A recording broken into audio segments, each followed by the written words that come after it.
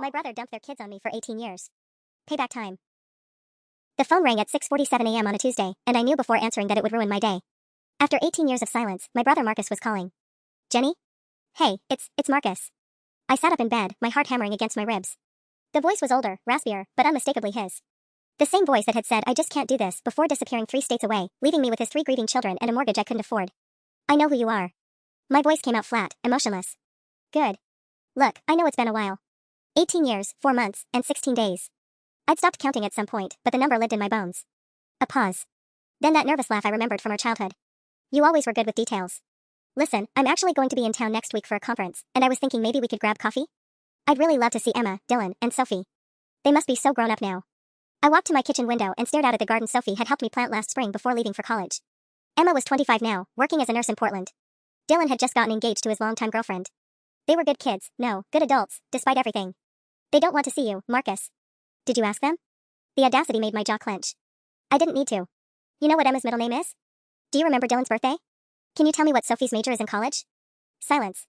Emma Rose, born March 15th, and Sophie's studying environmental engineering at Berkeley. She's graduating summa cum laude next month, by the way. You probably don't remember that she loved butterflies when she was 6, or that Dylan had night terrors for 2 years after Sarah died, or that Emma used to ask me every Christmas if her daddy was coming home. Jenny, please. I went to every parent-teacher conference alone. Every soccer game, every piano recital, every graduation. I held their heads when they threw up, taught them to drive, helped them with algebra homework, and walked Emma down the aisle at her wedding last year because her father was too busy building his new life in Phoenix to care. My hands were shaking now, 18 years of suppressed rage bubbling to the surface. I had to explain to a 6-year-old why daddy left after mommy died. Do you know what that does to a kid, Marcus? Do you know what it did to me? I was grieving too. You were 28 years old with a business degree and life insurance money. I was 22, working part-time at a coffee shop, and you dumped 3 traumatized children on me like I was some kind of built-in babysitter service. Another pause. When he spoke again, his tone had shifted to something I recognized, manipulation disguised as vulnerability. I made mistakes, okay? I know that. But I'm different now. I'm remarried, I've got 2 kids with Patricia, and I've been in therapy. I want to make things right with Emma, Dylan, and Sophie. They're my children too. Those last 5 words hit me like a physical blow. After all this time, after everything, he still thought he could waltz back in and claim them. No, Marcus, I said quietly. They're mine. The line went dead silent for so long I thought he'd hung up. When he finally spoke, his voice had gone cold, the tone he used to use when we were kids, and I challenged him on something. That's not legally accurate, Jenny. I never signed away my parental rights. And there it was. The threat wrapped in legal terminology. My free hand curled into a fist. You're absolutely right, I said, forcing my voice to stay level. You never did sign them away. You just abandoned them. There's a difference, isn't there? One's legal documentation, the other is just being a coward. I was 28 and my wife had just died of cancer. I was drowning. And I was 22 and had just lost my sister-in-law too. Sarah was my friend, Marcus. I loved her. But I didn't run away when those kids needed me most. I heard him take a sharp breath. I sent money. You sent $300. Once. In 18 years. The number burned in my throat. Do you want to know what it actually cost to raise your children? Because I kept receipts. The truth was, I had kept receipts. Not out of some grand plan for revenge, but because I'd been so terrified of screwing up, so desperate to prove I could handle it, that I'd documented everything. Every grocery bill, every doctor's visit, every school supply purchase. The shoeboxes full of receipts had started as proof to myself that I was doing okay. Now they felt like evidence. Emma needed braces for 3 years. $3,800. Dylan broke his arm twice, once skateboarding, once playing baseball, and had to go to the emergency room for appendicitis when he was 14. Sophie had those ear infections that required surgery when she was 8. Do you remember any of this? I didn't know. Because you didn't want to know. You changed your phone number 4 times. I tried to reach you when Dylan was in the hospital. I called your work, Marcus. Your secretary told me you'd instructed her to tell anyone from Oregon that you'd moved and left no forwarding information. That seemed to land. I heard him clear his throat. I was in a bad place. For 18 years? You were in a bad place for 18 consecutive years? I laughed, but there was no humor in it. Because I looked you up, Marcus. Patricia posted all those lovely family photos on Facebook. Your new house in Scottsdale looks beautiful. I especially liked the Christmas card from 2019, you and Patricia and little Madison and James at Disneyland. Everyone looked so happy. The silence stretched longer this time. I found his social media 3 years ago during a moment of weakness. Seeing him smile with his new family, seeing him be the father to his other children that he'd refused to be to Emma, Dylan, and Sophie, had nearly broken something in me. You got remarried in 2014, I continued. Patricia seems lovely. Does she know about your first family?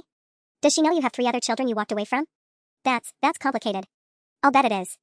I sat down at my kitchen table, the same one where I'd helped with homework for over a decade. Here's what's going to happen, Marcus. You're going to stay away from my kids. Because that's what they are, mine. And if you contact them directly, if you show up at their jobs or their homes, I will make sure Patricia and your new children and everyone at whatever company you work for knows exactly what kind of man you really are. You can't. Try me. Actually, you know what? Let me save us both some time. I could hear him breathing heavily on the other end, probably gearing up for another manipulation tactic. I got a very interesting call last week. From Mom. The sharp intake of breath told me everything I needed to know. She's been in the hospital, Marcus. Did you know that? Of course you didn't. Congestive heart failure. She's been there for 6 days, and guess who's been sitting in that uncomfortable chair next to her bed every single night? Guess who had to sign the consent forms because she listed me as her emergency contact? Mom sick? His voice cracked slightly, and for just a moment he sounded like the scared little boy I remembered from our childhood. Dad too. Early stage dementia. Some days he doesn't remember my name, but he still asks about his grandchildren. Your children, Marcus. He keeps wondering when Emma's going to bring the baby to visit. Emma had miscarried 2 years ago, a loss she'd called to tell me about while sobbing at 2 a.m., because I was the person she turned to when her world fell apart. I didn't know. Because you've been too busy playing house in Arizona to check on your own parents. But here's the really beautiful part of Mom's call. You want to know what she said to me? I stood up and started pacing, my bare feet silent on the kitchen tiles. I'd replaced myself when Dylan was 15 because we couldn't afford a contractor. She said, and I quote, Marcus called last month asking if we knew anyone who could help with Dad. Someone reliable. He suggested maybe you'd be willing to move back home and take care of us since you're so good with family responsibilities. The silence was deafening. You've got some fucking nerve, I said, my voice dropping to barely above a whisper. 18 years of nothing, and now you want me to put my life on hold again? You want me to give up the teaching job I finally got, the master's degree I finished at 36, the life I barely managed to scrape together after raising your children? Jenny, that's not, I wasn't suggesting. You absolutely were. You always do this, Marcus. Remember when we were kids and you'd break something, then convince me to take the blame because I was better at handling Mom when she was upset. This is the exact same thing on a massive scale. I walked over to the refrigerator, where photos of Emma's wedding were still pinned under butterfly magnets, Sophie's contribution from her freshman year. Emma looked radiant in her grandmother's dress, the one I'd altered myself because we couldn't afford a seamstress. I was in the background of most photos, having walked her down the aisle and then immediately shifted into coordinator mode, making sure everything ran smoothly. I saw the pictures from Emma's wedding on Facebook, he said quietly. She looked beautiful. Don't. My voice turned sharp. Don't you dare try to get sentimental with me about a wedding you knew nothing about. I posted those pictures on the family page because I thought maybe, just maybe, you'd see your daughter on the happiest day of her life and feel something. Guilt, regret, anything. I did feel something. Apparently you felt like it was a good time to start planning how to get me to be your parents' living caregiver. I pulled one of the photos off the fridge, me and Emma hugging after the ceremony, both of us crying. You know what Emma said to me that day? She said, thank you for being both my parents. I know you gave up everything for us, and I'm going to spend the rest of my life making sure that sacrifice mattered. I heard him clear his throat, a sound I recognized as barely controlled emotion. That's my daughter, Marcus. Mine. They all are. I want to meet my children, Jenny. I'm flying out next week regardless of what you say. The ultimatum landed like ice water in my veins.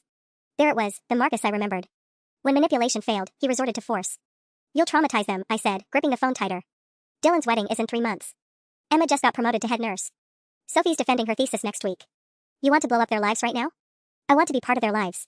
I'm their father. You're a sperm donor who got scared. The words came out harsher than I'd intended, but I was past caring. You know what Dylan told his therapist when he was 16? He said he used to practice conversations with you in the mirror, preparing for the day you'd come back. He had this whole speech about forgiveness ready. Marcus went quiet. He stopped doing that when he turned 18. Said there was no point rehearsing for someone who was never coming to the show. You could have helped them understand. I could have lied for you, you mean. I walked to the living room, where Dylan's senior portrait still sat on the mantel next to Emma's nursing school graduation photo and Sophie's science fair trophy from 10th grade. I could have made excuses about why Daddy never called, why he missed every birthday, why he started a whole new family and pretended his first children never existed. That's not fair. You know what's not fair? I'll tell you what's not fair.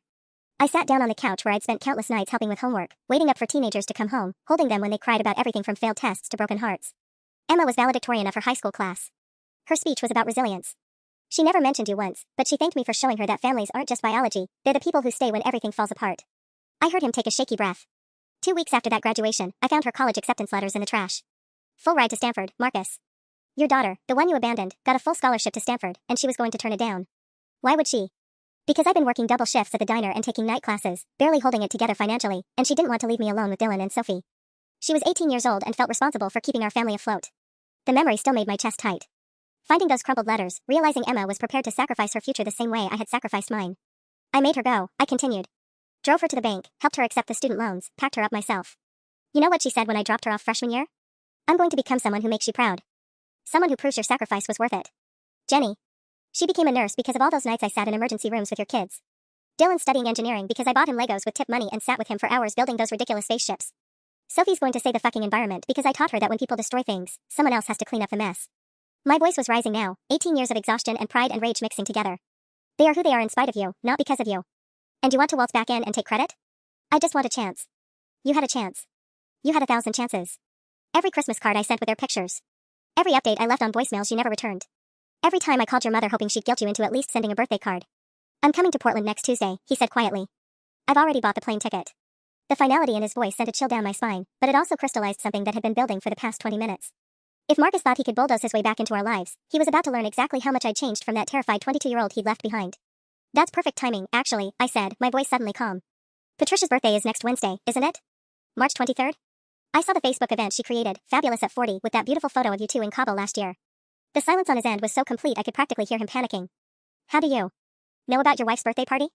Marcus, I've been watching your perfect little life unfold on social media for 3 years. It's amazing what people share online. Patricia works at Meridian Marketing as a senior account executive. Madison's in 2nd grade at Desert Willow Elementary, and little James just turned 4 last month. You coached his t-ball team last season. Stop. Your mortgage on that beautiful 4-bedroom house is $3,200 a month. Patricia posted about it when you refinanced last year, complained about the paperwork but gushed about the new interest rate. You drive a 2022 Silverado, she's got the white Tahoe. You went to Disneyland twice last year, Hawaii for your anniversary, and that adorable family camping trip to Sedona in October. What do you want? His voice was tight now, controlled. I want you to explain to me how you could afford family vacations to Hawaii while your oldest daughter was eating ramen noodles for dinner 4 nights a week during nursing school. I pulled up the photos on my phone as I talked, screenshots I'd saved in a moment of masochistic curiosity. This is a really cute picture of you teaching James to fish, by the way. Very Father of the Year vibes. Emma would have loved to learn fishing. She asked me about it once when she was 12, after a career day presentation about marine biology. I'm being what? Thorough? You're right, I always was good with details. I scrolled through more photos, my anger sharpening into something more dangerous. Patricia seems to really love posting about your family adventures.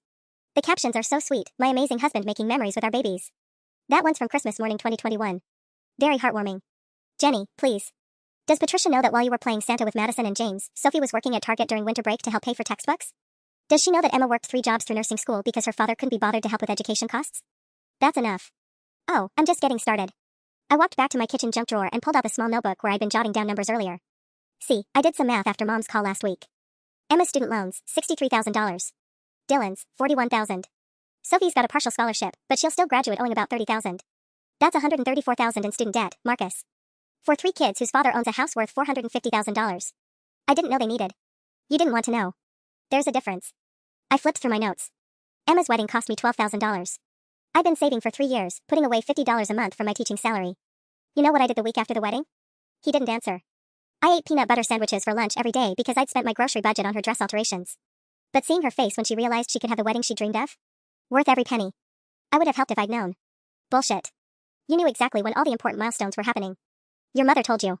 She called you when Emma graduated nursing school, when Dylan got engaged, when Sophie got into Berkeley. You know what you said? Silence. You said, that's great, tell Jenny I'm proud of how they turned out. Like I was their nanny giving you a progress report. I heard him take a shaky breath. What exactly are you planning to do, Jenny? I'm planning to tell the truth. I sat back down at my kitchen table, feeling strangely calm now that the decision was made. See, I've been thinking about this for years, actually. What I'd say if you ever came back. What you'd deserve to hear. If this is about money. Oh, it's definitely about money. Among other things. I opened my laptop and pulled up the spreadsheet I'd been working on since Mom's call. I calculated 18 years of child support based on your income, and yes, I know what you make. Patricia posted about your promotion to regional sales director last year. $4,700 a month, times 12 months, times 18 years. That's over $1 million, Marcus. That's insane. No court would. Plus medical expenses not covered by the insurance I had to fight to keep him on. Plus childcare costs. Do you know what after-school programs cost? Plus the opportunity cost of a career I couldn't pursue because I was busy raising your children. I scrolled down to the next section of my spreadsheet, numbers I'd been afraid to look at too closely until now. I was accepted to graduate school at 23. Full assistantship to study educational psychology at University of Washington. I turned it down because Emma was having nightmares and Sophie needed surgery for her ear infections, and I couldn't move them away from the only stability they'd known. Jenny. That degree would have qualified me for administrative positions. Assistant principal, curriculum coordinator, eventually superintendent. I ran the numbers, Marcus. I've lost approximately $400,000 in lifetime earnings because I chose your children over my career. The silence stretched so long I thought the call had dropped. So we're looking at about $1.4 million, I continued. That's what you owe me. In real, quantifiable terms. You can't be serious. I'm dead serious. But here's the thing, I don't actually want your money. I closed the laptop and leaned back in my chair. I want something much more valuable than that. What? I want you to disappear. Permanently, this time. No surprise visits, no attempts to contact Emma, Dylan, or Sophie. No more using Mom and Dad as intermediaries to get information about them. They're my children. No, they're adults who built lives without you. Dylan's wedding is June 15th at the Riverside Gardens in Salem. Emma and her husband are trying to get pregnant. Sophie's been dating a wonderful girl named Alex for 2 years now. Yes, she's gay, and she was terrified to tell anyone because she didn't want to disappoint the only parent she'd ever really known. I heard him sharp intake of breath at that last part. These are their lives, Marcus. Real, complicated, beautiful lives that you know nothing about. Dylan still has anxiety attacks in hospitals because of all those emergency room visits when he was little, visits where he kept asking when Daddy was coming to make sure he was okay. I didn't know. Emma keeps a photo of Sarah in her nursing station. Not you, Sarah. She tells her patients about the mother she lost when she was 7, how it inspired her to take care of other people. She's never once mentioned having a father. My voice was steady now, matter of fact. Sophie's thesis is on environmental restoration after industrial disasters. She told her advisor it was inspired by watching someone she loved clean up messes that other people left behind. Stop. You stop, Marcus. Stop pretending you have any right to disrupt their lives now that they've turned out well despite your abandonment. You know what the real tragedy is? I continued, my voice growing stronger with each word. I actually convinced myself for years that you might come back. That maybe you were just grieving in your own way, that you'd eventually remember you had 3 children who needed their father. I pulled out my phone and scrolled to the folder I'd never shown anyone, screenshots of his social media posts over the years, saved in moments of weakness when I'd wondered if he ever thought about us. I have a screenshot here from Father's Day 2018. You posted a picture of James on your shoulders at some baseball game, caption reading being a dad is the greatest gift in the world. Can't imagine life without my little man. That was posted at 3:47 p.m. Jenny, don't. You want to know what I was doing at 3:47 p.m. on Father's Day 2018? I was sitting in a graduation ceremony watching Sophie give a valedictorian speech at her high school. She was 17 years old, talking about resilience and family, and when she thanked me from the podium, she called me the person who taught me that showing up is the most important thing you can do for someone you love. I scrolled to another screenshot. Christmas 2019. You posted 17 pictures of Christmas morning with Madison and James. 17, Marcus. I counted. Patricia tagged it Daddy makes the best Christmas mornings magical, with little heart emojis. Stop looking at my social media. Emma worked a double shift at the hospital that Christmas Eve so her coworkers with young kids could go home early. She came to Christmas dinner so exhausted she fell asleep on my couch during dessert. But she was there, because that's what family does. I stood up and walked to the window, looking out at the neighborhood where I'd raised his children. The house across the street still had the basketball hoop where Dylan had practiced free throws for hours, determined to make junior varsity. The corner where Emma had crashed her bike learning to ride, where Sophie had set up a lemonade stand to raise money for sea turtle conservation. But you want to know what really made me realize you were never coming back? It wasn't the missed birthdays or the ignored Christmas cards. It was Dylan's high school graduation. I heard Marcus clear his throat, but I didn't give him a chance to speak. He was 18, about to start at Portland State on partial scholarship. During his speech as class treasurer, he talked about the importance of keeping promises. And afterwards, at the graduation party, one of his friends asked where his dad was. The memory still stung, even 4 years later. Dylan looked around the backyard, at all the families taking pictures, all the fathers clapping their sons on the back, and he said, "My dad's dead." Just like that.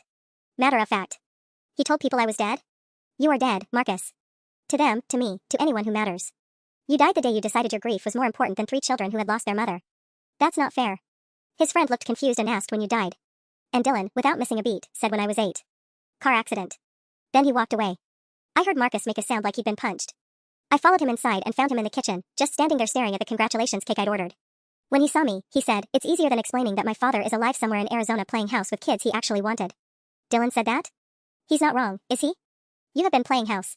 Building the perfect family with Patricia while pretending your first family never existed. I scrolled to the most recent post I'd saved, from just 2 weeks ago. Here's a cute one from March 8th. You and Patricia at some charity fundraiser, all dressed up.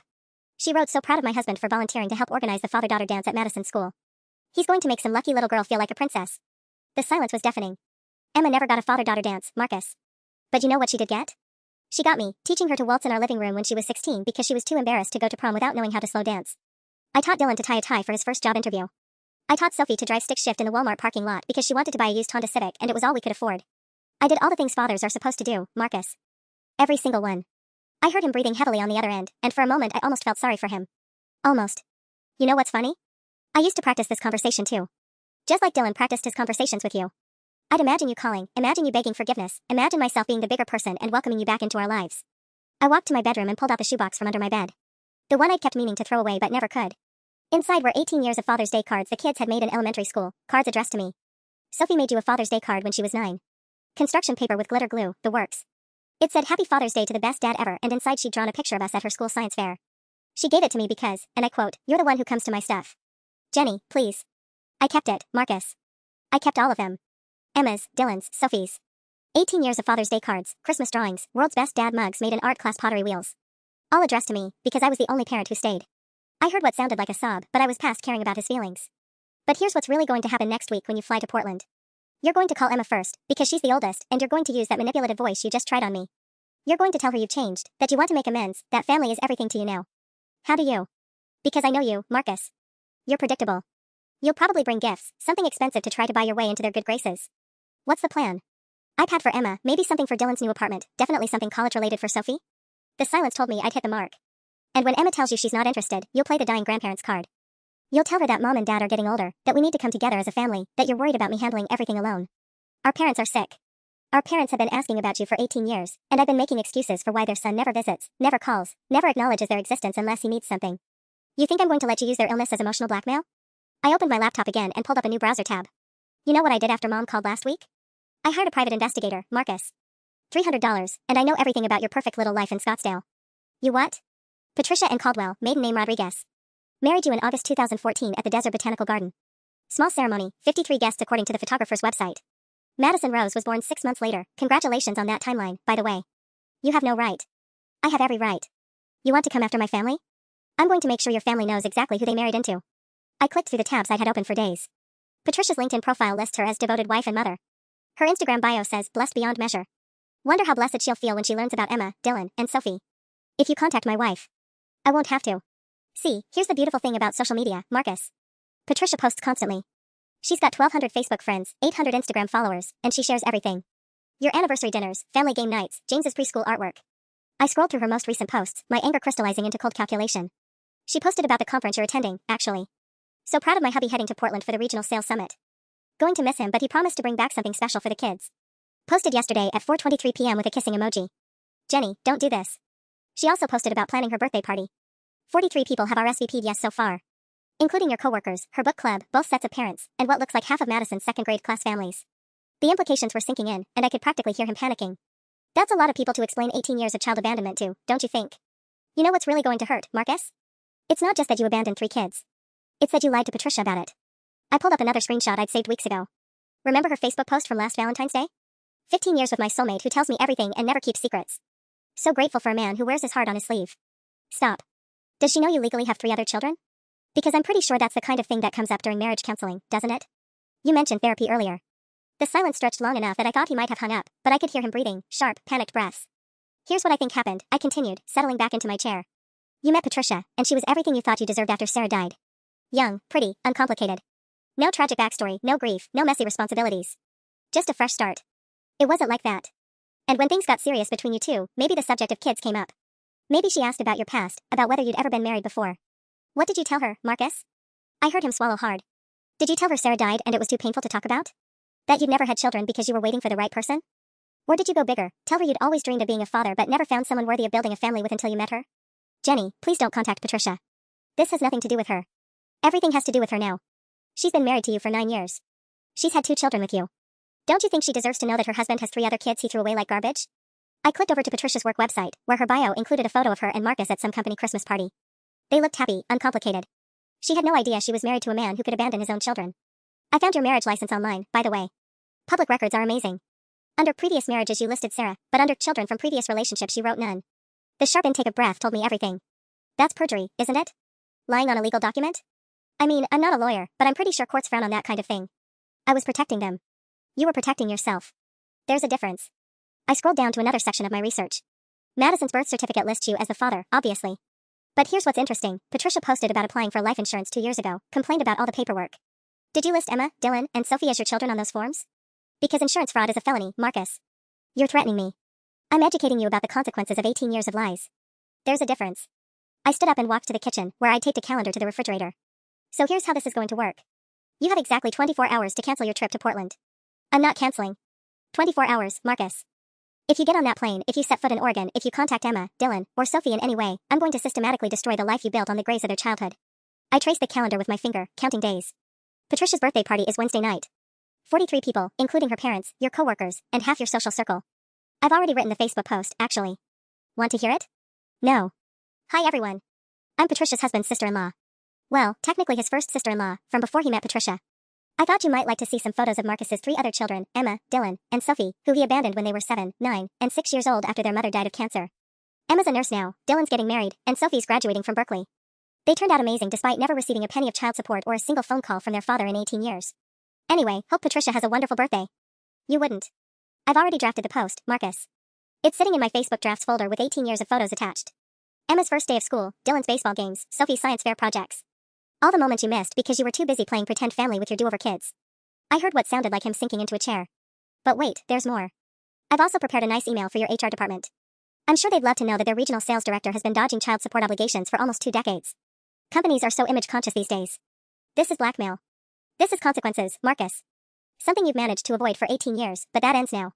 You know what the saddest part of all this is? I said, walking back to the living room where 3 graduation photos sat on the mantel. I actually thought about calling you once. Just once, in 18 years. When? His voice was barely a whisper. When Dylan was 15. He'd been in a car accident, not serious, just a fender bender in the school parking lot, but the other kids' parents were threatening to sue. I was sitting in some lawyer's office, trying to figure out how I was going to pay legal fees on a substitute teacher's salary, and the attorney asked where Dylan's father was. I picked up Dylan's senior portrait, remembering that terrified 15-year-old boy trying to act brave while I fell apart in a legal office that smelled like old coffee and disappointment. I told him you were out of state and unreachable. You know what he said? He said, "Ma'am, if there's another legal parent, we need to contact him. This kind of lawsuit could affect his credit, his employment, his current family situation." Current family situation, Marcus. Even the lawyer assumed you'd moved on. What happened with the lawsuit? I borrowed $8,000 against the house. Emma was a sophomore then, on a roll, but she started talking about skipping college to get a job and help with money. A 16-year-old girl was ready to throw away her future because I couldn't afford to protect her brother from some asshole parents who wanted to blame him for their precious son running a red light. I set the photo back down, my hand shaking slightly. That night, I sat in my car outside that law office and dialed your number. The one Mom had given me from Christmas card return addresses. It rang 4 times, and then Patricia answered. The silence on his end was absolute. She sounded so young, Marcus. Cheerful. She said, Caldwell Residence, this is Patricia, like she was auditioning for a 1950s sitcom. I could hear a baby crying in the background, Madison, I guess, she would have been about 6 months old then. Jenny. I asked for you, and she said, oh, Marcus is giving James his bath. Can I take a message? So casual, so domestic. And I just sat there listening to your perfect little family happening in the background. Baby sounds, Patricia humming, you laughing about something with a 2-year-old. The memory still stung, even 7 years later. She asked who was calling, and I almost said it. I almost said, this is Jenny, Marcus's sister, calling about his 3 children from his first marriage. I had the words right there. Why didn't you? Because in that moment, listening to how happy she sounded, how uncomplicated her life was, I realized what a selfish bastard you really are. My voice hardened. You didn't just abandon Emma, Dylan, and Sophie. You erased them. You built this perfect life where they never existed, where you got to be father of the year to Madison and James while your first 3 kids were eating generic cereal for dinner because I'd spent the grocery money on legal fees. I didn't know about the accident. Of course you didn't. You made sure you didn't know. You changed your phone number, moved without leaving forwarding addresses, told Patricia you'd never had children. You created this beautiful bubble where you got to be the man you wanted to be instead of the man you actually were. I walked to the kitchen table and opened my laptop again, pulling up the email I'd been drafting since this conversation started. I hung up that night without leaving a message. Patricia probably forgot about it in 5 minutes. But I didn't forget, Marcus. I never forgot the sound of the family you chose over the family you abandoned. You know what I did after I hung up that night?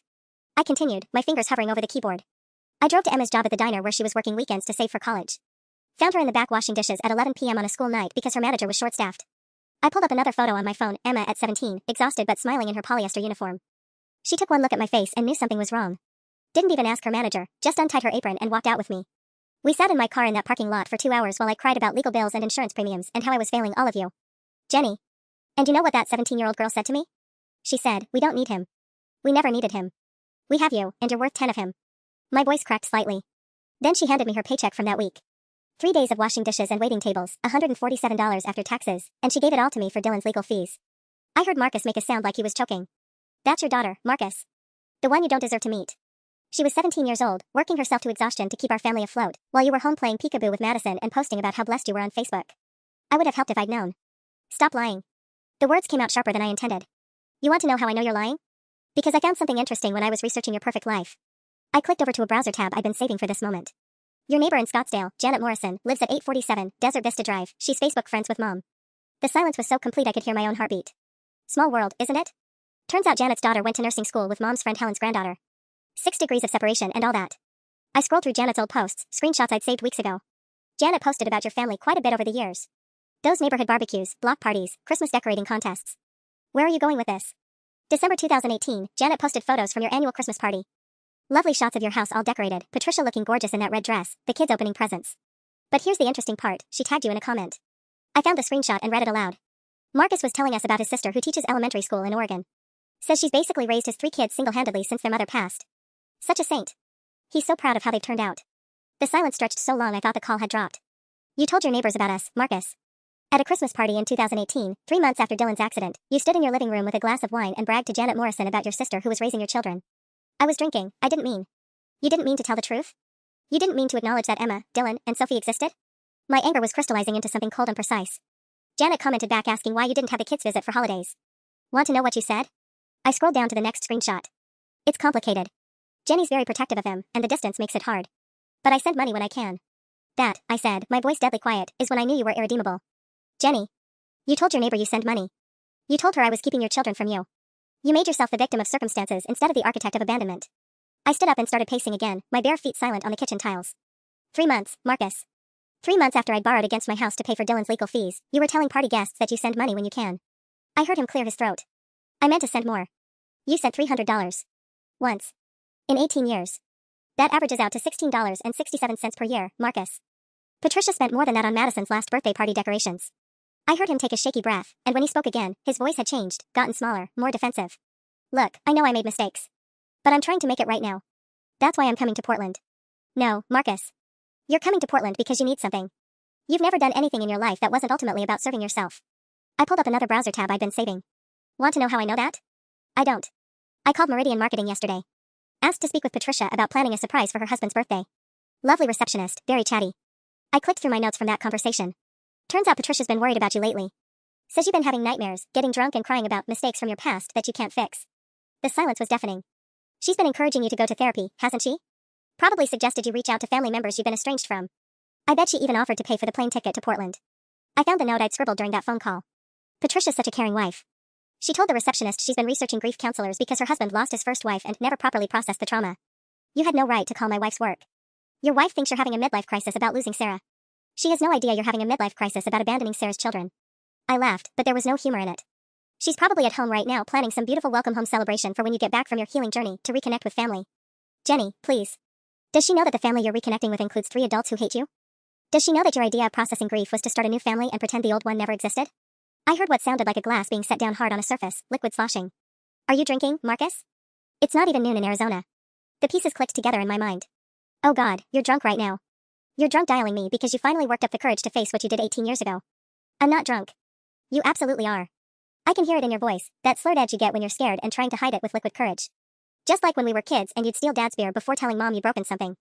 The sound of another drink being poured confirmed my suspicions. This is exactly what Sarah was afraid of, you know. The words slipped out before I could stop them, and I immediately regretted giving him that ammunition. What does that mean? I closed my eyes, remembering conversations I'd sworn I'd never share with him. Nothing. Forget I said anything. No, tell me. What was Sarah afraid of? The desperation in his voice made me pause. For just a moment, he sounded like a broken man who'd stood in my apartment 18 years ago, holding a suitcase and crying about how he couldn't breathe in that house anymore. But then I remembered Emma asking me why Daddy didn't love them enough to stay, and my sympathy evaporated. She was afraid you'd run if things got too hard. She made me promise. I stopped myself again, but it was too late. Promise what? I walked to the drawer where I kept Sarah's letters, the ones she'd written to me during her cancer treatment. Letters I'd never shown anyone, not even her children.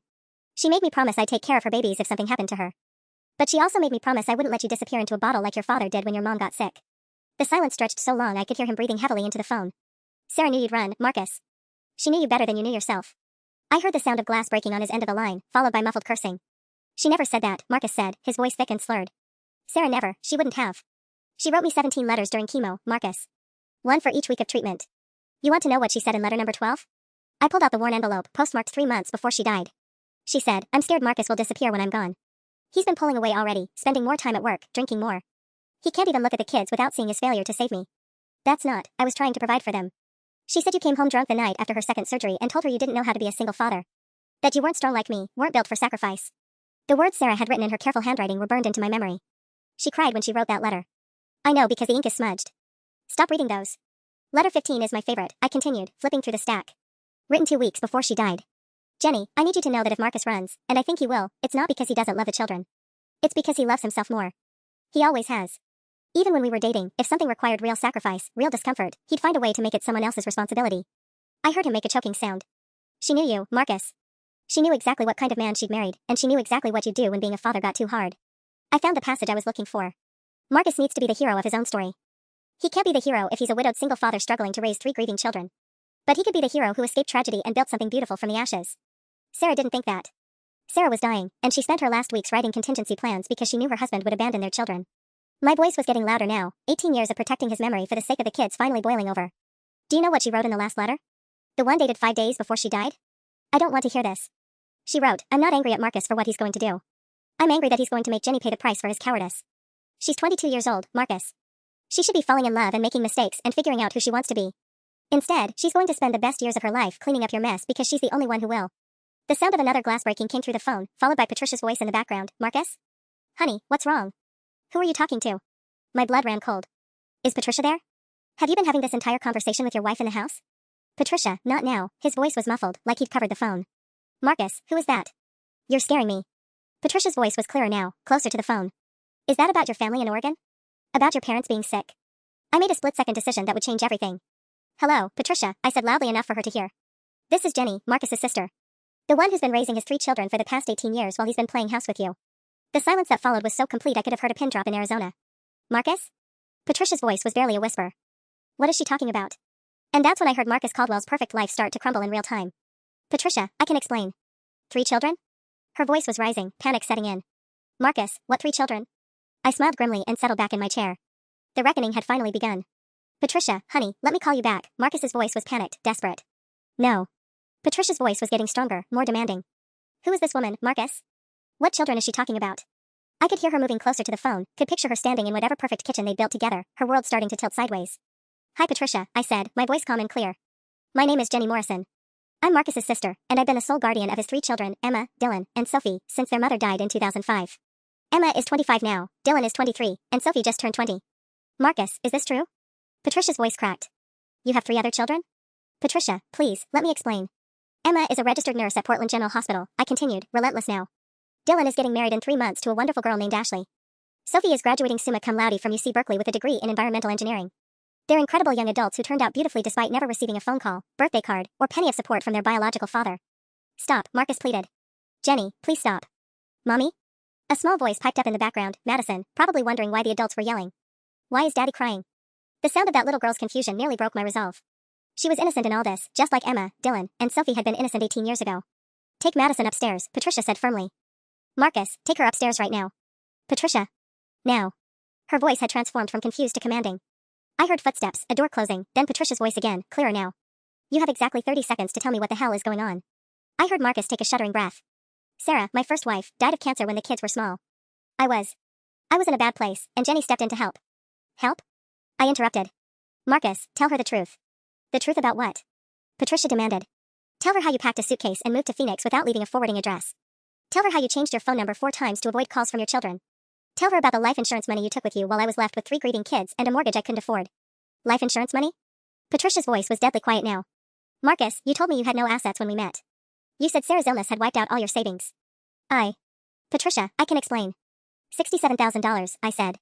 That's what Sarah's life insurance policy paid out. I know because I helped her set it up when she got diagnosed. It was supposed to go toward the children's education and care. You said you were broke, Patricia whispered. You said you came to Arizona with nothing but the clothes on your back and a broken heart. I could hear Marcus trying to speak, but Patricia cut him off. How old were they? She asked me. When he left. Emma was 7. Dylan was 9. Sophie was 6. Each number felt like a nail in his coffin. The same age as Madison and James are now. The silence stretched so long I thought the call had dropped. When Patricia finally spoke, her voice was barely audible. He coaches James's t-ball team. He cries watching Disney movies with Madison. He tells everyone what an amazing father he is. I know, I said gently. I've seen the Facebook posts. You bastard, Patricia said, and I knew she wasn't talking to me. You absolute bastard. The sound of a door slamming echoed through the phone, followed by Marcus's voice, closer now. Jenny, look what you've done. What I've done. My sympathy for Patricia was rapidly being replaced by rage at his audacity. I told the truth, Marcus. Something you should have done 9 years ago. You know what the beautiful thing about truth is, Marcus?